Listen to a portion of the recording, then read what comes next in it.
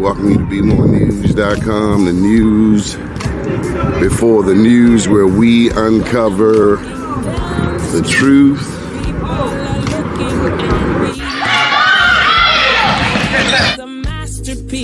An accent. We need God. Because only God can bring us out of this mess.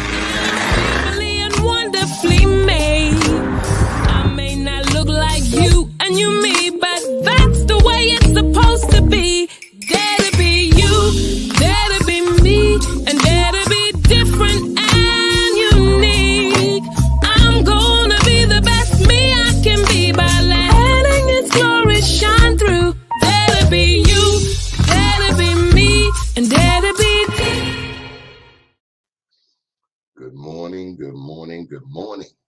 It's a beautiful day in the neighborhood. First name's Doni, last name's Glover. In it to win it for the long haul. Baby. It's a beautiful day. I think it's going to be in the mid-80s throughout the city of Baltimore this week. Enjoying this lovely weather. Just beautiful. Just absolutely gorgeous. Lord have mercy. Let's see. What's this? June the 6th. We got a ways to go. Election coming up. July 19th. July 19th. Can you believe it? We will elect the very next governor, the very next attorney general, very next comptroller, as well as the 47 state senators and 141 state delegates in the state. Hey, we gotta get away from that. You got direct sunlight behind you.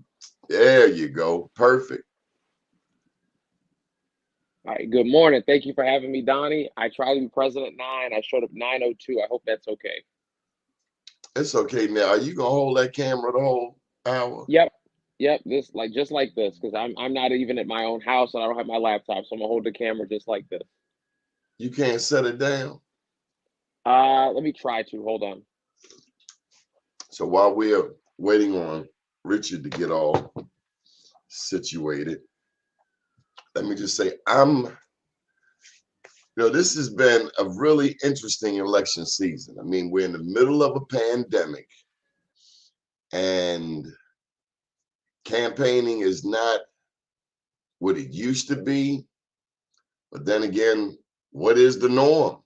What is the norm in the middle of a pandemic? What's normal? What is a candidate supposed to do? Work extra hard? Is he supposed to make, or she supposed to make extra phone calls? I mean, people really don't want you knocking on the doors. Okay, so there we are. Mm-hmm. I'll go back to just what you were talking about, and at least what my strategy has been, because Richard Elliott, candidate for delegate in Maryland's 24th district, stretching approximately from Bowie High School, Duval High School, Woodmore Elementary School down MLK Highway. I've been running for about 2 years. I announced in September of 2020, before the general election even happened for President Biden and Trump. And what did I do? I've just passed out literature door by door by door. And up until, maybe a couple months ago, I wasn't knocking, because for many of the actual voters, you don't want to be right in there, especially during the earlier cases of COVID, particularly before we were vaccinated. So I've lit dropped all over my community to the tune of something like 40,000 pieces of literature, mainly literature that's been bagged up in tandem with other candidates.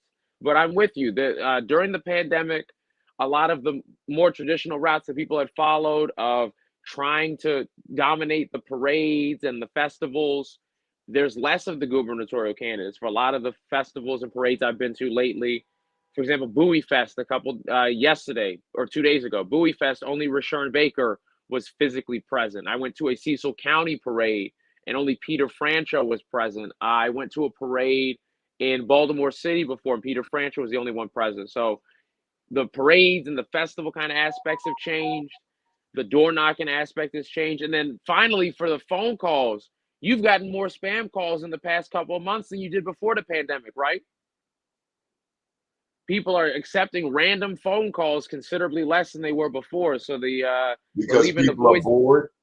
because people are bored, and because the spam callers are back with a vengeance. And for people try getting on the do not call list and it doesn't work. So even trying random phone calls has not been effective. So all I can emphasize for candidates is be present, be accessible, and get your name and information to voters, because many people don't know what's going on. And in Baltimore, you have a very low-key election, I've heard from many different people. There aren't really contested election. There's no contested election for senator.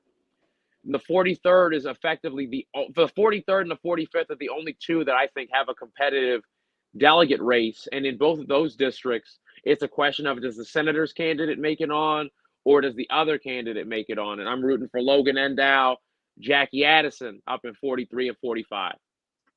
Why do you like Jackie Addison? So when I lived in Baltimore City and I was attending Johns Hopkins University, living in Stonehill, I applied to join the Democratic Central Committee. I was unfortunately not able to apply to be a voting member. I wasn't registered in time, but I applied to be like a associate member, volunteer member, whatever you want to call it.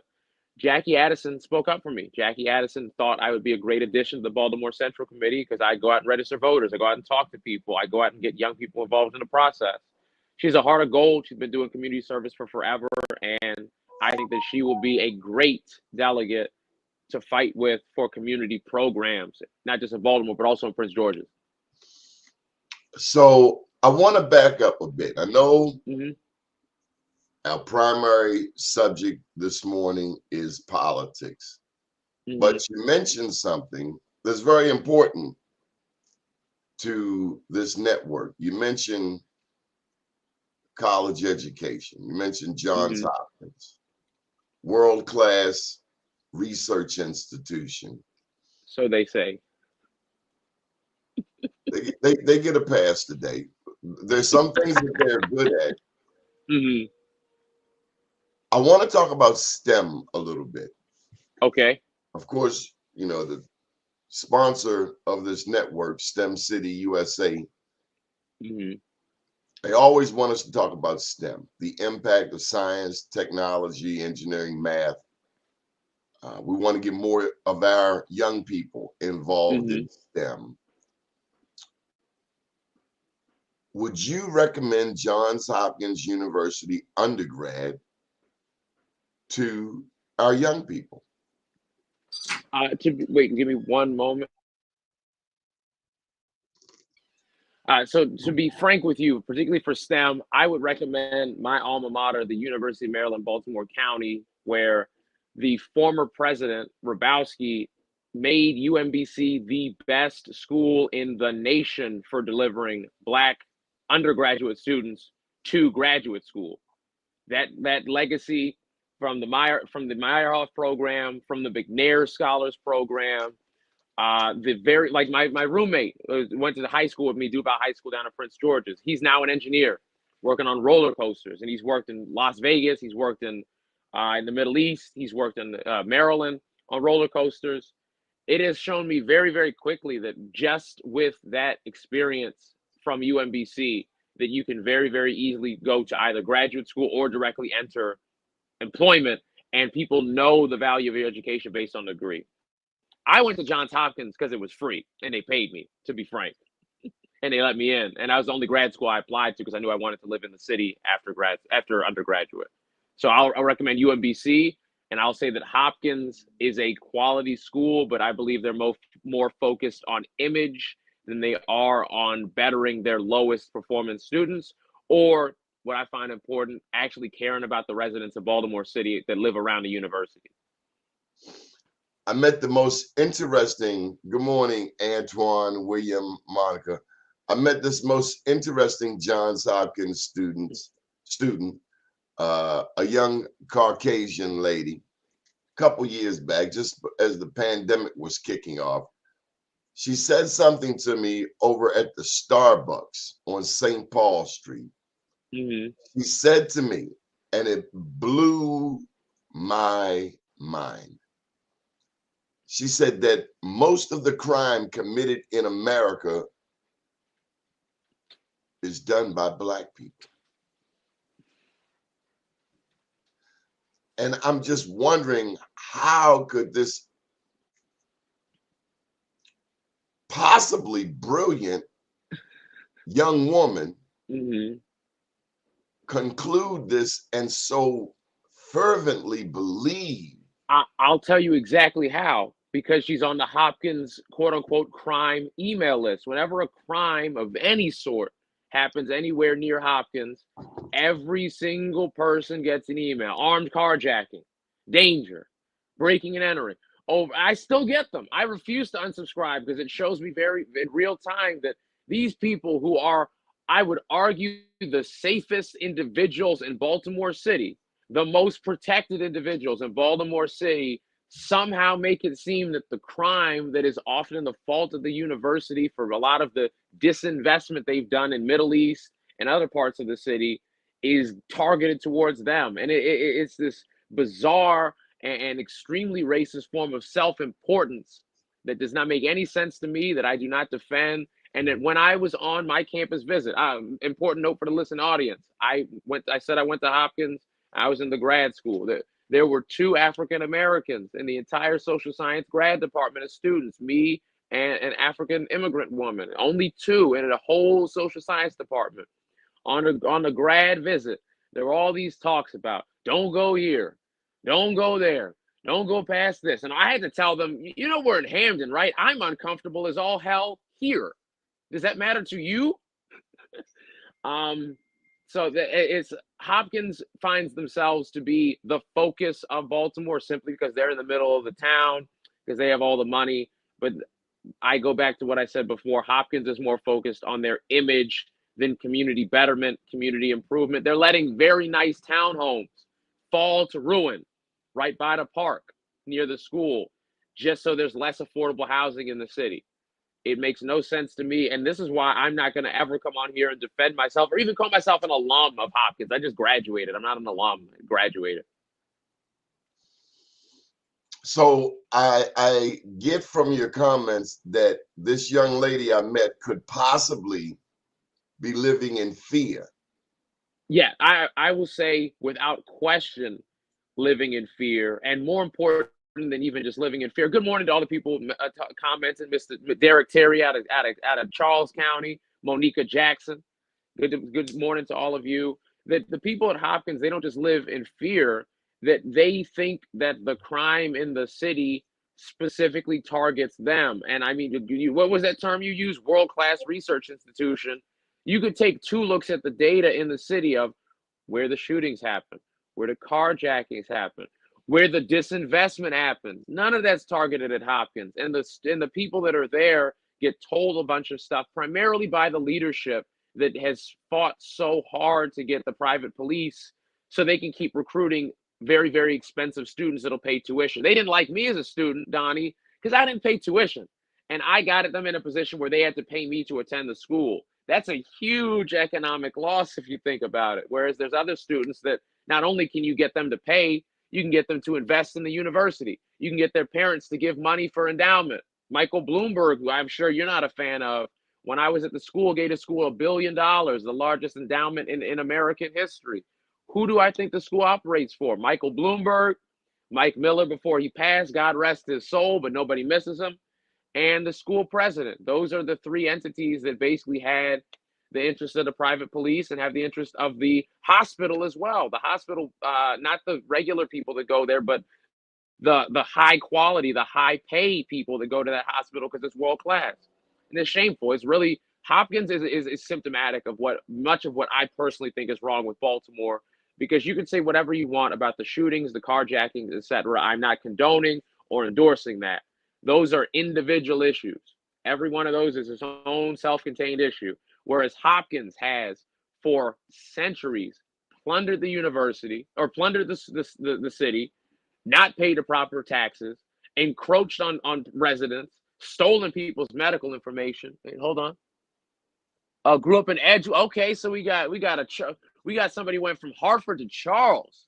That's a real black veteran of the state of Maryland. I didn't know that, Mr. Terry. But that's all I got to say about Hopkins. They got their 15 minutes. We're at 15 minutes now.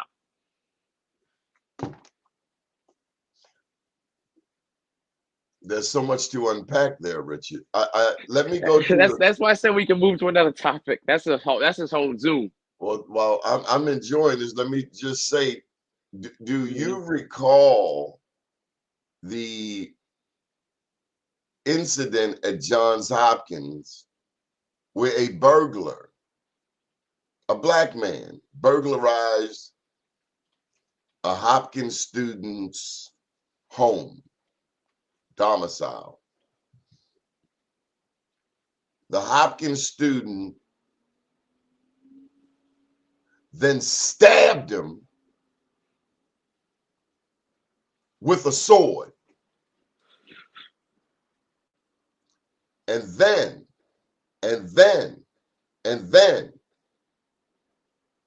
the Hopkins student cut his arm off with the sword. They said that this stabbed burglar lunged, I love that word, lunged towards this person with a sword who's already stabbed him. Yeah, I don't believe that for a I will minute. never forget it. I know They I had ain't the heard the story, quickest, but keep going. they had the quickest press release in the history of the modern world.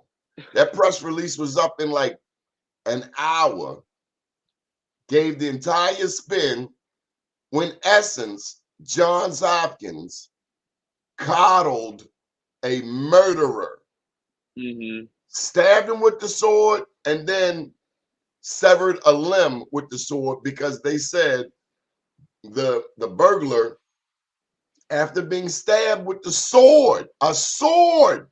Yeah, I've never lunged at a person with a damn sword in my life. But this is Johns Hopkins. Now, check this out. Hmm. That student got away with murder. But baby, oh baby, karma is real. Right. Imagine what they would have tried to do, Donnie, if I left lunchroom without paying for my meal. I might not have been a student anymore. Well, this is what I'm getting to. Sooner or Hmm. later, and I don't care how smart you are, how rich you are, even Donald Trump, karma Hmm. is real. It's coming as sure as the sun is coming up tomorrow. Karma is coming back Hmm. around. I agree, and I'm saddened to hear. I've never heard this story. Who was the state's attorney when Benita that story remembers. was it Bernstein or was it Jessamy? I imagine it was Bernstein. Could have been Bernstein.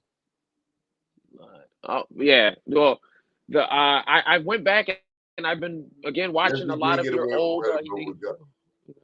Yeah, he got away with I was murder. watching some of your old videos where you were talking with Hassan Giordano, and it's another case. This one, along with the Shamrim case, where if you do something and you have the right institutions protected, you can do whatever you want to people.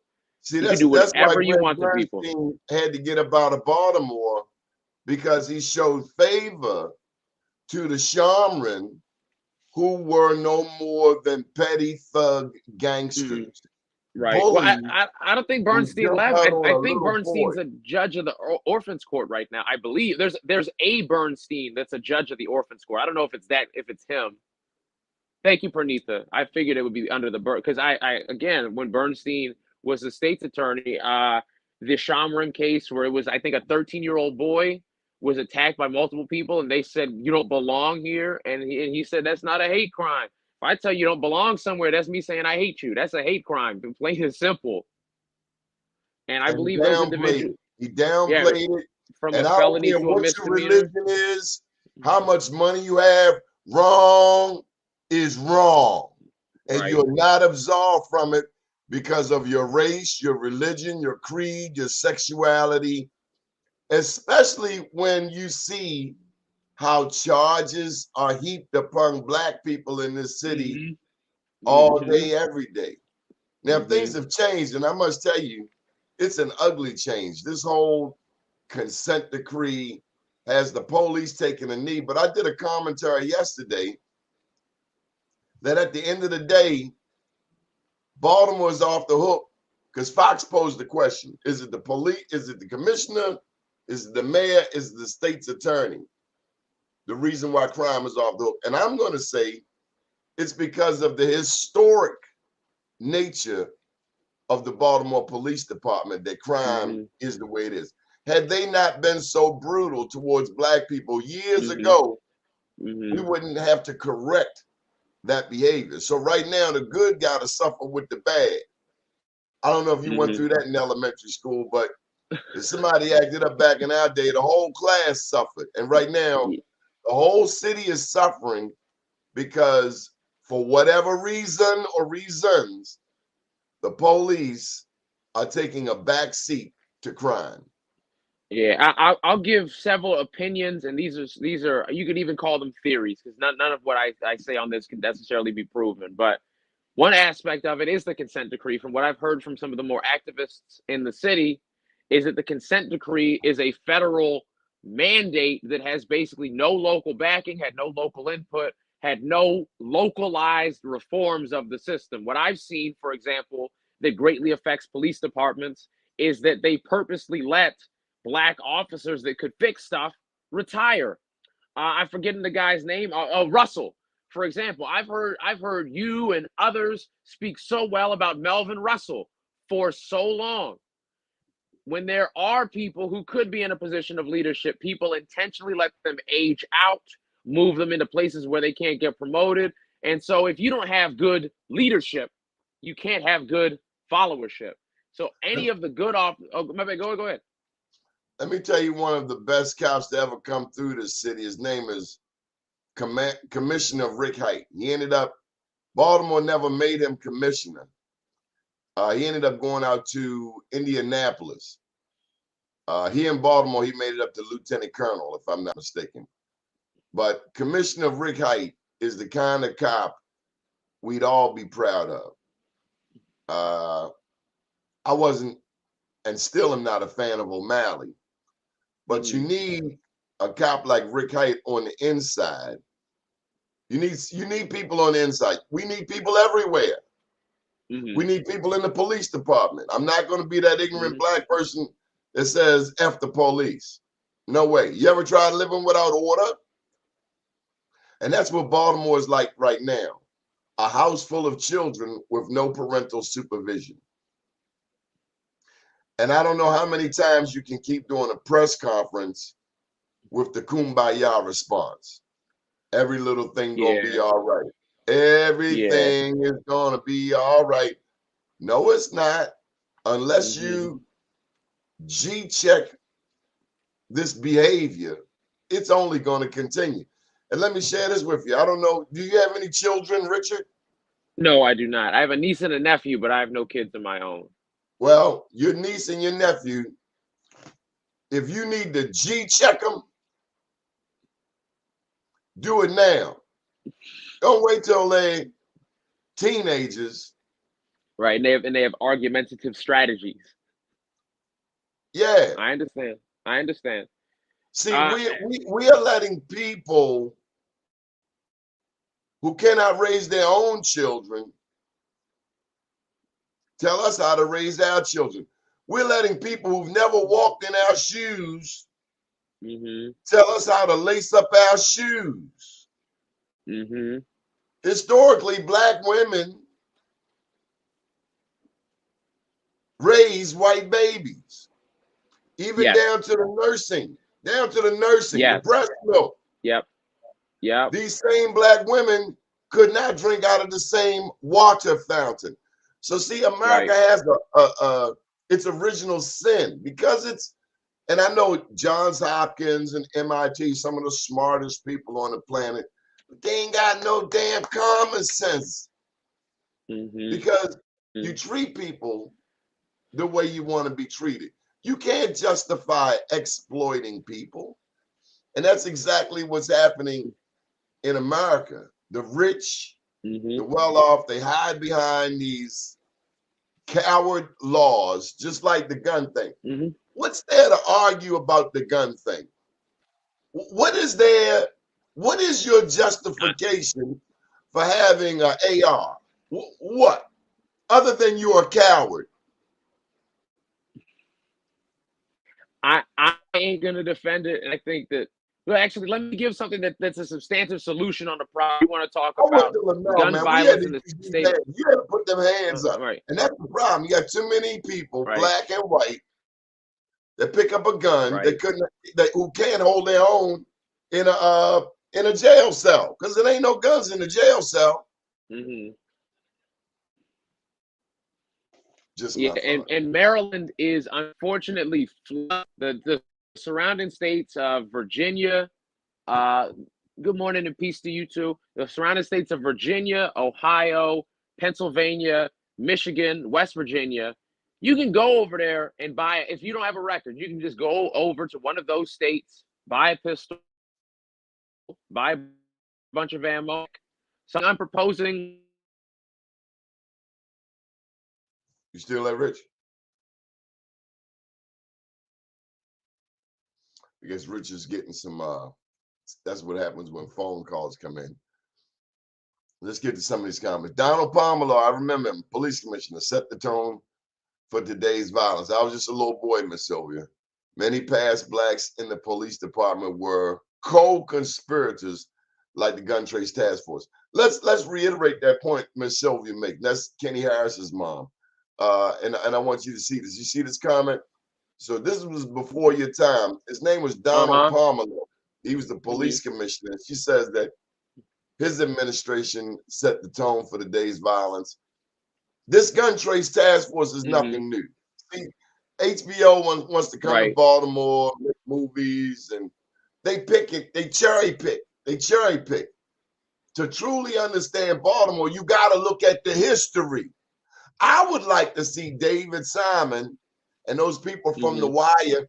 I would like them to do a historical piece, since they like doing films and movies on Baltimore. The next time they do something, they need to do a historical backtrack to the father of segregation.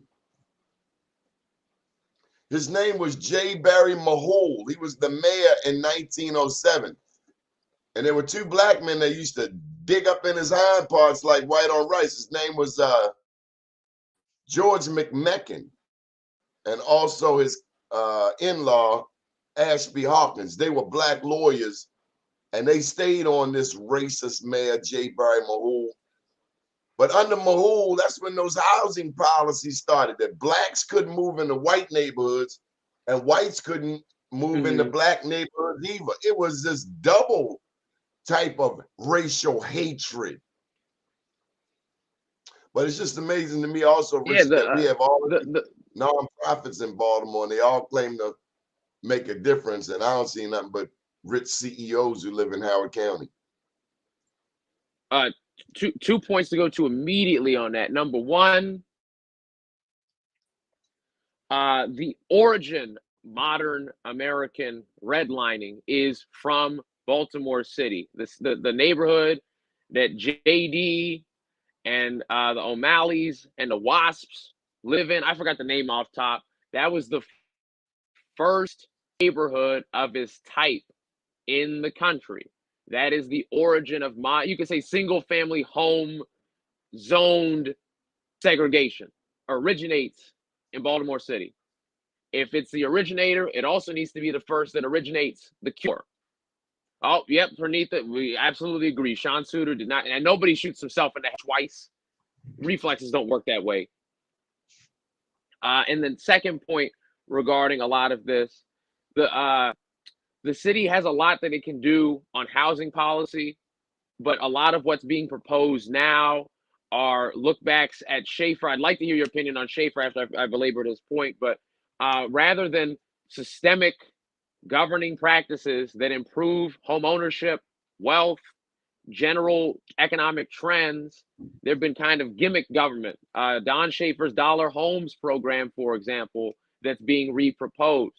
If the city would create a lot of public management jobs in home refurbishing, rather than giving people shell homes that you cannot live in, are not safe to live in, not because of the surroundings, but quite literally the floor will collapse, the stairs aren't accessible, the roof isn't good, there's heating and pipes, etc. until there is a lot of that housing stock that has gone vacant. It's not just a city issue. The city can do something about it, but that's something I want to do with the next governor. You know, I'm gonna tell Francho we need to put about at least 500 million over the terms into home renovation, and we need to make sure those homes go to what I call like people that have lived in the city for 20 years over the age of 65. Because Donnie, technically, it is illegal based on race, but you can do it based on zip code. That's fully legal. You can do it based on time of residence in a certain legal. So we need to do that. And you also said something about the nonprofits. I'm with you whole. The nonprofit budget is about triple budget for government. Nonprofits, in my opinion, for the most part, particularly the big, well-funded, grant-writing ass nonprofits, their goal is to study problems. And if you get rid of problems, you can't study problems. Look who we have here. I'm a mute for this new guest. Well, before you go, Richard, let me just say this to you about William Donald Schaefer. Actually, more about Baltimore's history. Baltimore had the largest population of freed blacks prior to the Civil War. So there's always been this Negro dilemma, what to do with all of these black people. And I will tell you that someone benefits. With the federal, you're breaking up badly, Rich. Yeah, you're breaking up badly, Rich. Why don't you go out and come back in? Plus, she's cuter than you anyway. Denise Smith, how are you?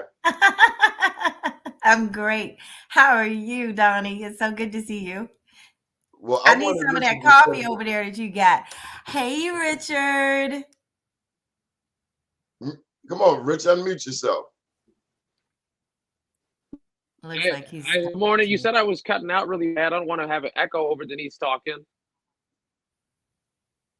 Okay, well, Richard, you were talking last night about that senatorial race in the 26th district. Can you set that up for me, Richard?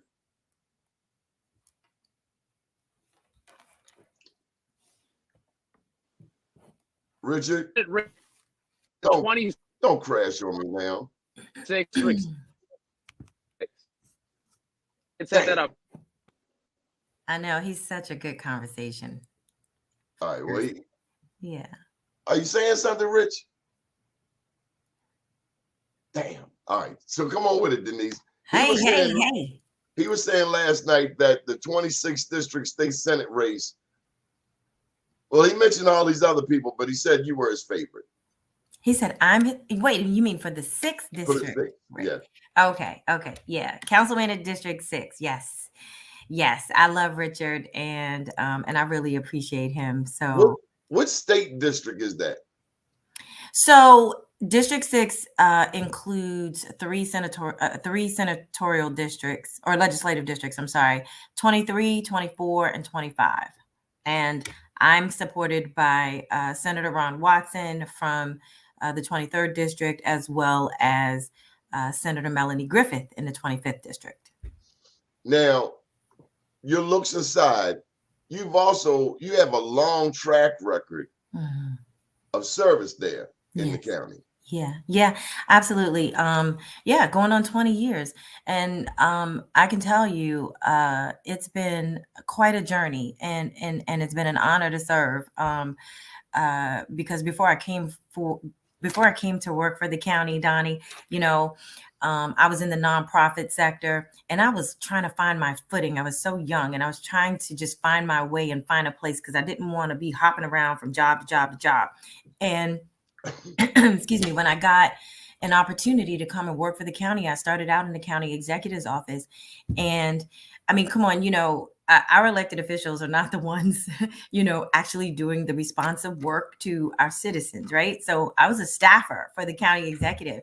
And, I just found my place in life, which is service to the people, because I really enjoyed meeting people, talking to people, and helping people, with whatever their needs were in the county. And I love to be able to do that for them. So when I came to work for the county, it became like the best job I ever had, working in the county exec's office. And I worked there for about 4 years.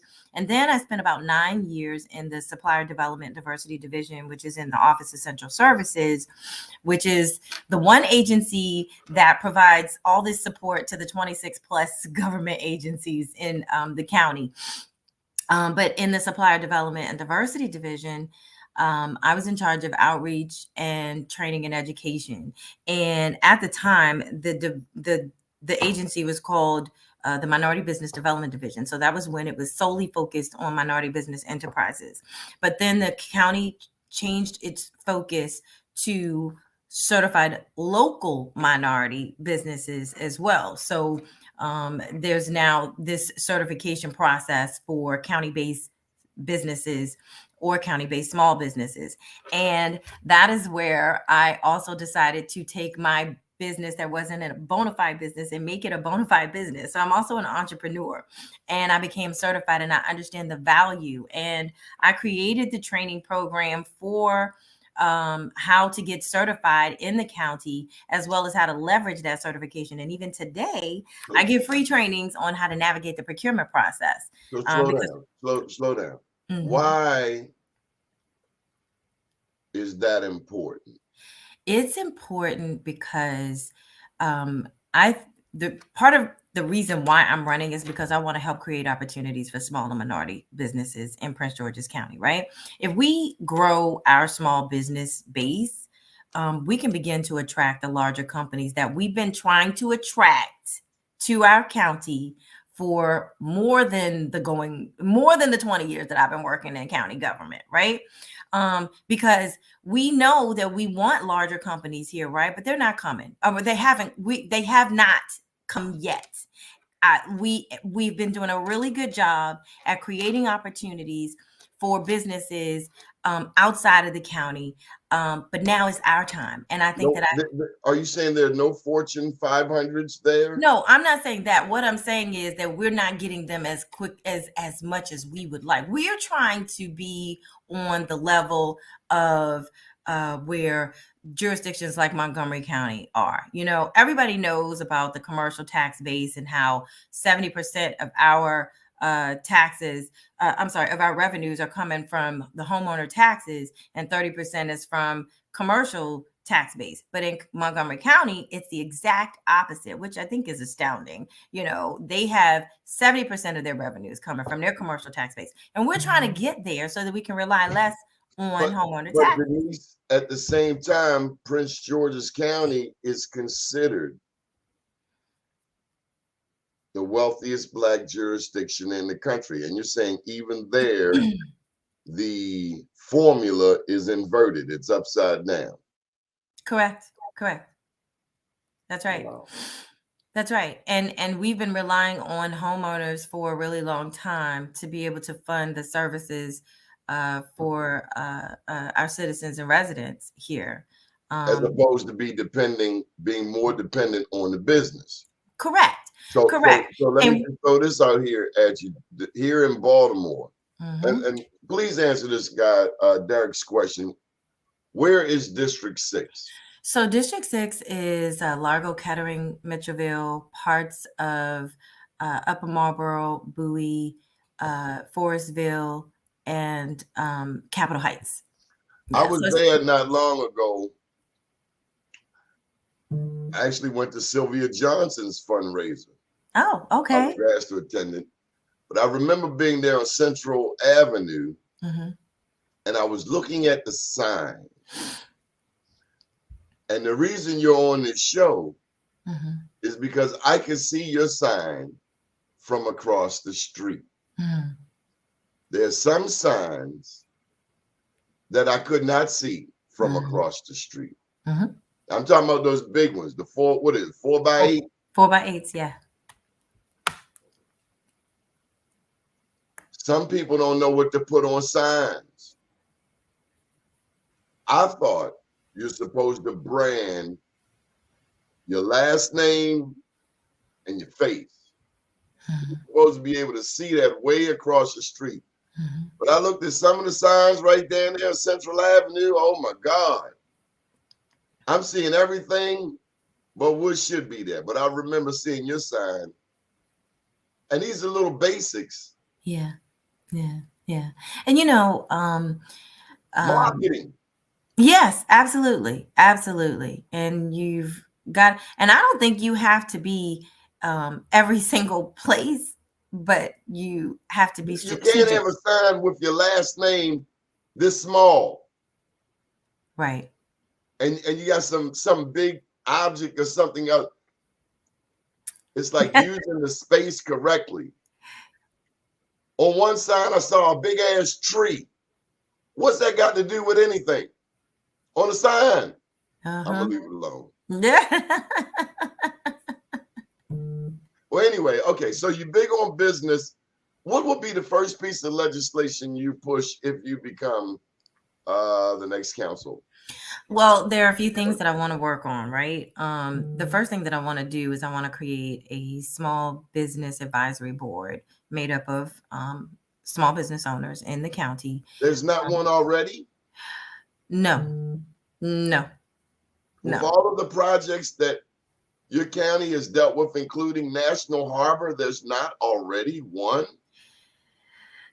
If there is, it may not be active, but no, I want an active board made up of the small business owners that are here in the county. And I want some other input as well. But I think this is important because it can help to shape policy and legislation because or around around issues that are impacting our small local businesses here in Prince George's County, because some of the laws that are in place are not necessarily working the way that they're supposed to.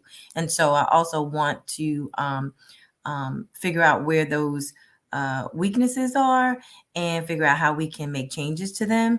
Another thing that I want to do is, when I was in the Supplier Development Diversity Division, there was a pilot program that was created by legislation. It was called the BDRP program, which is the Business Development Reserve Program, which was designed to have set aside procurements for a small group of small business owners that went through a rigorous training program where only they could bid on. It didn't work out. And it was supposed to be a 2-year pilot program that took 3 years of our small businesses or small business owners' time and efforts.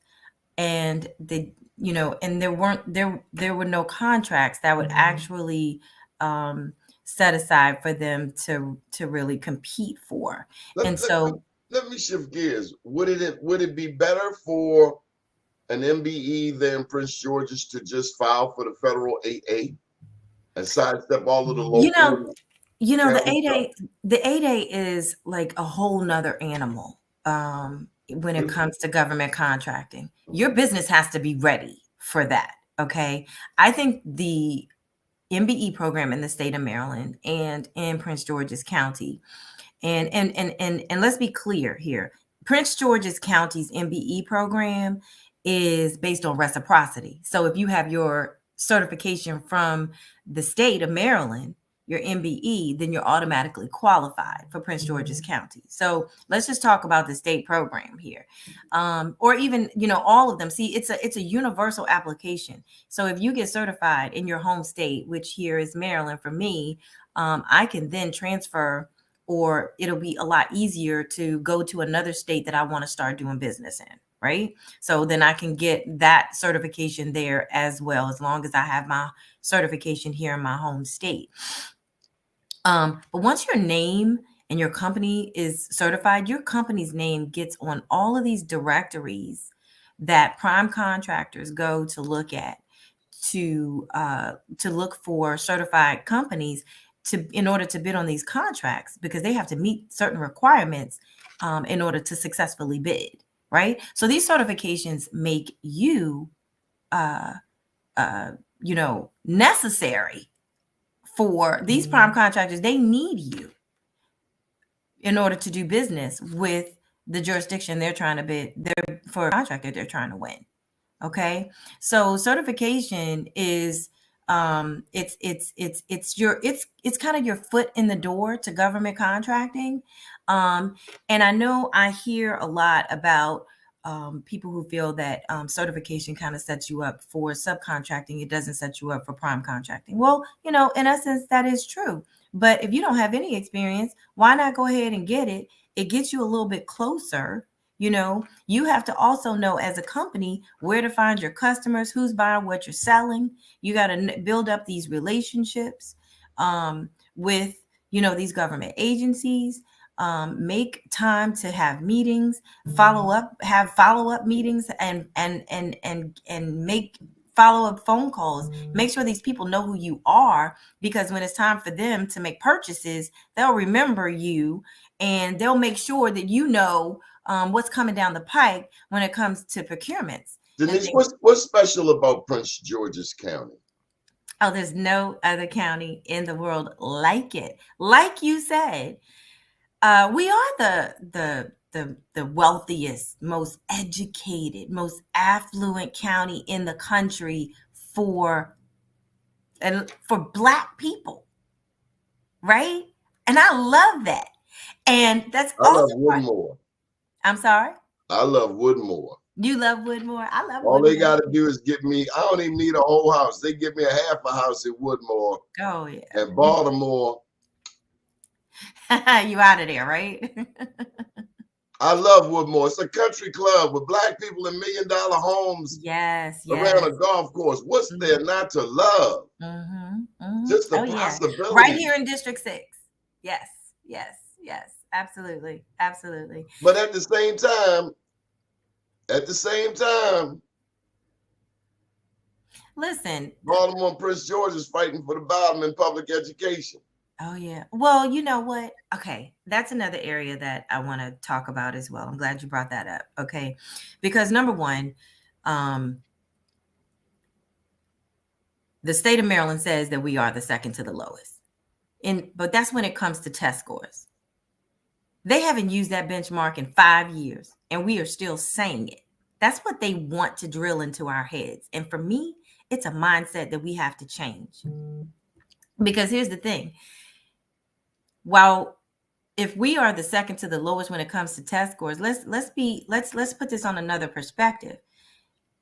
Compared to the other 50 states, Maryland ranks pretty high. So what does that actually mean? Are we really, we are better off maybe than other places. Let me share this with you. In my book, I Am Black Wall Street, and doing the research for this book, I learned that, and others may have known this, I did not know this, that slavery ended in the North by 1804. So that means everybody above the Mason-Dixon line, Pennsylvania, New York, they were developing educational systems much sooner than in the South. Yeah. So public education, you look at Georgia. When I went to Morehouse, I learned that public education in Georgia, they were ranked 49th. Here in the state of Maryland, Baltimore, Prince George's, what's most troubling is that these two school jurisdictions are both majority Black. And the real hit for me is there are a lot of Black people involved in these two school systems. A lot of times it's easy to point the finger, white people did it. But Black people are doing it here. Yeah, but you know what, Doni? I really think this is a great discussion because they want us to think lesser of ourselves. Okay? They've been drilling that into our heads for so long that even when they're not even using those metrics anymore, we still believe it. We have to understand that's what they want us to be. They want us to feel lesser than them. They want my us mother and father raised me too well to feel lesser than anyone. Yeah. And They want us to be inferior to them. And like you're just talking about, it is a slave. It's a slave mentality. And we have to stop tearing down ourselves. Denise Smith, if you come here to Baltimore, I will take you to my neighborhood and show you who the drug addicts are and where they come from. Mm-hmm. They don't look like us and they don't come from here. Mm-hmm. So we have dismissed all of that foolishness some time ago. But it does beg the question, how serious are we as a community about educating our children? One of the Derek Terry, one of his earlier questions had to do with the mortgage lending crisis. I'm all for a second mortgage if it's necessary, if it's for private school education. I'm not for a second mortgage if it's for a BMW. Right. Where are our priorities? Yeah. Yeah. Is education. Say that. I had a chance to see during a meeting last week, and I need to get your thoughts on this. I had never seen it before that I know of. Dr. Bro. Mm-hmm. Bowie State University, oldest HBCU here in the state of Maryland. Mm-hmm. This woman is dynamic. She should be governor. Mm-hmm. I love Dr. Bro. She's a bad woman. Do you know her? She is a bad sister. You're right about that. I would like to meet her. Yes. You got to. Go on down there to Bowie State University. She has this. She's got the book sense, but she got the common sense. So often we get one without the other. We get a smart person that's dumb, can't cross the street. Right. But I see her holding her own and setting the bar even higher. She is. Bowie State is lucky to have her. The state of Maryland is lucky to have her. Do women still struggle there in Prince George's County? Do you deal with sexism? I think it's like a lot of areas anywhere you go. I think in Prince George's County, women are doing really good things, really big things, Black women in particular. And so what we need to do and to continue to do, because, for a long time, women would fight against each other. But I think that we are seeing the light, if you will. We understand that we need to support each other and get behind one another, because we're all fighting for the same thing. We all want the same things, I'm curious to see your thoughts on this push as of late to reverse Roe v. Wade abortion rights.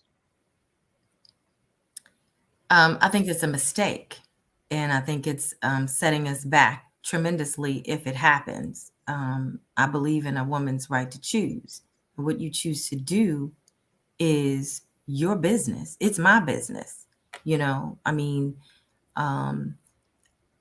not saying that there are not other factors that need to play into the decision that you have to make. In Texas, it's illegal. They want to lock a woman up for what she I think that what it's going to cause is a lot of health challenges for women. Because if you make it illegal, they're going to get it done regardless. But this is 2022. We have men telling women what to do with their bodies. I don't understand it. It's no different than the J6s climbing the walls of the Capitol. Mm-hmm. Isn't this really old, stinking thinking? Yes, it is. I thought we were done with this. And it very well could possibly be, an underlying tone that says we're going to put the woman back in her place. But in 2022, we're still dealing with this. There must be. I have a theory. Mm-hmm. What's your theory? That it has nothing to do with Black women. That it has everything to do with white women. Mm-hmm. And the browning of America. They don't care what you do. But the white women, they want them to have those babies because of the browning of America. And there are those who live in fear, who got to carry a gun, who couldn't bust a grape in a fruit fight, who feel guilty for the discriminatory practices, the redlining, the mass incarceration, the underfunding, the undereducation, the underemployment. And they figure as soon as Black people get strong enough, we're going to clap back. Well, it's a guilty conscience. It's like a man who's been cheating and come home and and accuse his woman of cheating. Well, that could very well be, but I know that I think that it's going to. I think we're going to see if they reverse Roe v. Wade, we are going to see women hurting themselves because you can't stop somebody from doing what it is that they want to do or what's best for them. If they have to do it illegally, it's going to happen, and another key issue, Denise, because we're running out. I got to get this one in. Back in 1973, the state of Maryland pushed the Maryland State Lottery down our throats. They promised money for education. Circling back to the topic of education, does gambling work? Does table gambling? I mean, because here in Baltimore, we got a new baseball stadium, new football stadium, but we have 23 schools that had to close when it got too hot last week. 23 schools in 2022. Yeah. And that, and when they were building MGM, and I believe it was $17 million that was supposed to go to education from that revenue to go direct to our education system. But the reality is, when those revenues are generated, they go into a general fund, right? So, you can't just specifically say, oh, this money from MGM or from a casino is going to go directly to our school system. That's not how it works. So maybe they shouldn't have did it like that. Maybe they should specifically earmark it for education, because it's like, hey, we promised you money for education. It's like the hokey pokey, 1 foot in, 1 foot out. Meanwhile, we have failed our children. Yeah. And, I think that what needs to happen is that, when you elect, that's why this election is very important. Okay. When you go to the polls today, you need to be thinking about who's going to be able to work with our state partners, because essentially that's where the money is coming from. I mean, the state this year alone, under the leadership of our Senator Melanie Griffith, brought back $400 million, an unprecedented amount of money delivered to Prince George's County and bonding authority, right? So how we work with that money, how we work with our state partners is going to play a big part in the success of our county, because that money can be used to build up our metro stations. It can be used to help to build out that hospital area, making that whole downtown Largo area the Silicon Valley of healthcare for Prince George's County. It can help us to make sure that our police department have what they need so that we can keep our communities safe, and to build up and properly fund our education system. And some people don't realize how significant that is, and the potential that it has to rely less on the idea of raising our taxes, so that everything continues to fall on the backs of our homeowners. So we need someone, and I know that that's me, we need someone who can work well with people and who can work well with our state partners and our county executive, and someone who's just going to have the best interest of the residents here in Prince George's County. I'm going to give you the whole screen to give you one last chance to tell people why they should vote for you before we close out, okay? Yes. Thank you so much. So again, Denise Smith, running for County Council for District 6 in Prince George's County. I am the best candidate for this seat. I know that I'm the most qualified. I have the most experience. I'm the only candidate in the race that has any county government experience, and I've worked in and with every branch, and I know the job. And I'm going to be your leader who makes sure that we have good stewardship over our of our county's resources and our budget priorities. And I'm going to work with our state partners, and I'm going to work with our county executive, and I'm going to work with our state's attorney on issues of tackling crime in our communities and properly funding our education, especially for children with autism and special needs. And we're going to grow our small business base so that we can attract the larger companies that we've been trying to get to come here, so that we can grow and diversify our commercial tax base. And if there's any one thing that I want you to get out of listening to me here today, is that a vote for Denise Smith is a vote for the people of Prince George's County, because it takes all of us working together collaboratively to make a better Prince George's County. So thank you, and I look forward to your vote on July 19th. Great job. My name is Donnie Glover. Stay tuned for the BlackUSA.News Morning Show. Denise Smith, have a great day. You too. All right. Thank you. Have a good day.